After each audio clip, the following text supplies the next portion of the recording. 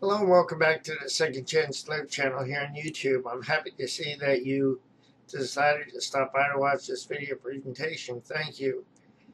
Yesterday I created a video presentation of my article, How to Stop Overreacting.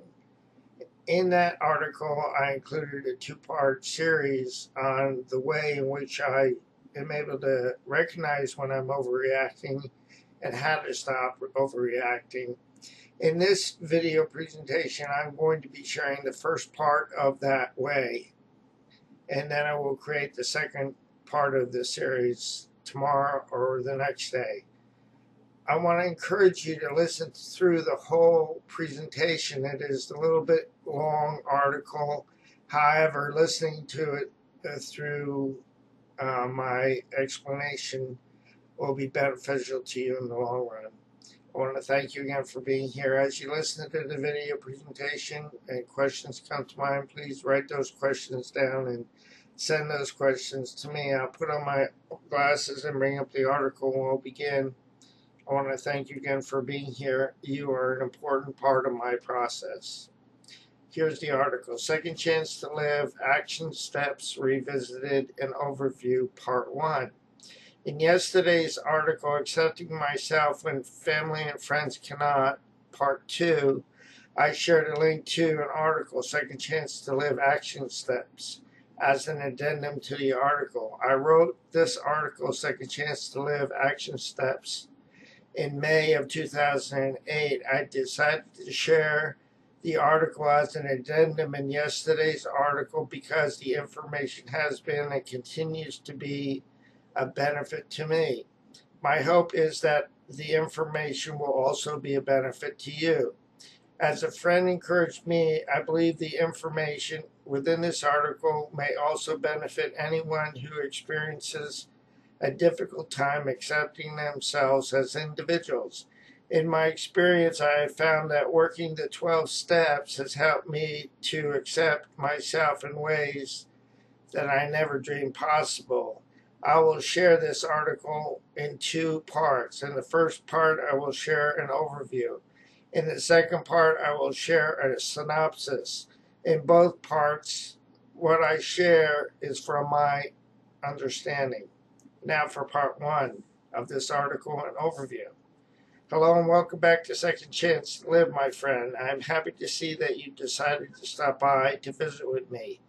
You are always welcome around my table. In my experience, I have found that I determine how I choose to experience my life.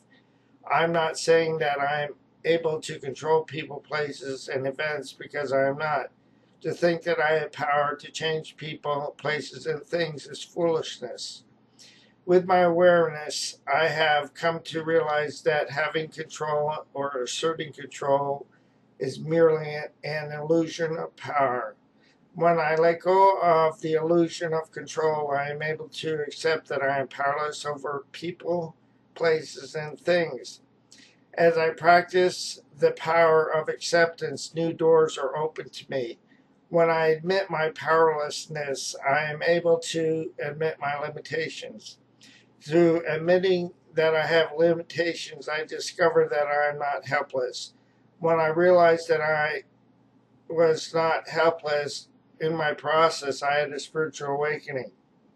Because I'm not helpless, I am able to take action steps. These action steps enable me to accept the things that I cannot change, to change the things that I can, and in the process learn to distinguish the difference between what I can and what I cannot change. Through my process, I have grown to trust a power greater than myself. Consequently, I've made a decision to turn my will and my life over to the care of that power. In the process, I made the decision to become a proactive participant in life. Subsequently, I've been empowered to change the things I can. As a proactive participant in my life, the obvious becomes apparent. I need to change my attitudes and the perspectives that I placed on my experiences. I needed to be honest with myself. I needed to be accountable to myself. I needed to keep the focus on myself. I needed to take a fearless moral inventory of myself, not to berate who I am, but to free the negative energy of my defects of character. Through my process, I discovered that my defects of character were in essence the defense mechanisms that I used to protect myself. Over time, through examining my motives and being honest with myself, I began to realize that my defense mechanisms were no longer serving me or enhancing my relationships. In actuality, I found that my defense mechanisms were hindering my ability to truly live my life. Through being honest with myself, I was slowly able to come out of hiding. My isolation was broken when I met with my sponsor and shared what I discovered about myself. As I trusted the process and shared my story, I discovered that I was not terminally unique. As my sponsor listened without judgment, I began to learn to trust again. In my trust, I became willing to have my defects of character removed. In the next action step, I humbly asked God, the God of my understanding, to remove my character defects. My next action step involved making a list of the persons that I had harmed throughout my lifetime. I placed myself on that list. Next, I became willing to make direct amends to such people wherever possible, except when to do so would injure them or others. In the process, I shared such amends with my sponsor before I attempted to make amends to those individuals.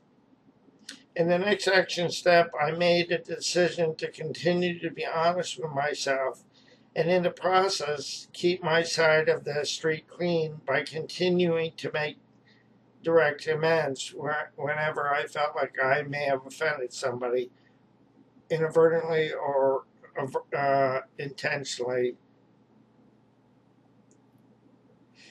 Next, I made the decision to trust again by praying for the knowledge of God's will for me and the power to carry that out on a daily basis.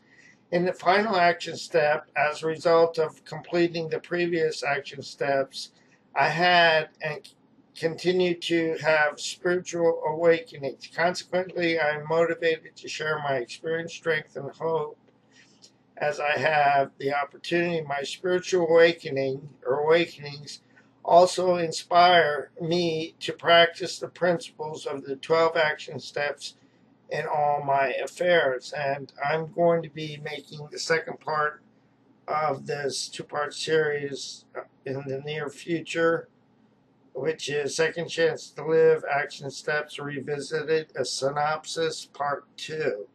I want to thank you for being here, my friend. You're an important part of my process, and I always look forward to our times together here on YouTube and on Second Chance to Live at secondchancetolive.org. Again, I want to encourage you to send questions or comments. I would love to hear from you. Before I go, let me encourage you with this. Please do not give up on yourself, a loving God, or your process, because more will be revealed to you as will be revealed to me. The pieces of the puzzle will come together at the correct time and in the right order. I'll say so long for now. Have a great day, and God bless both you and your family. So long now.